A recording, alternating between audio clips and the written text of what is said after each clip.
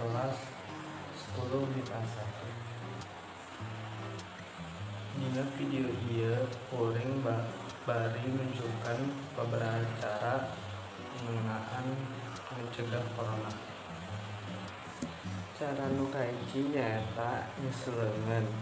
Anjeun kedana terang jeung ngumbah leungeun mangrupikeun cara anu kuat pikeun maehan kuman atanapi virus anu hoyong ngasupkeun awak. Coba ngumbah leungeun nganggo cai nganggo cai sabun santeunan 20 detik.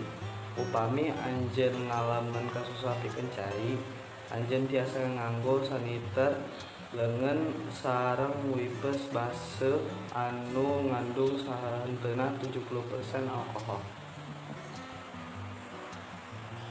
Cara anu kadua teh nerapkeun etika batuk atau bersin. Lamun anjeun batuk atau bersin, anjeun kudu nutupkeun mulut anjeun make tisu. Cara nu katiga teh ngajaga kesehatan tubuh. Urang teh kudu ngajaga kesehatan tubuh dengan cara dahar kadaharan anu sehat jeung bergizi. Cara nu kaopat teh hindarkeun nyentuh area wajah. Virus corona teh dapat nyerang melalui area wajah.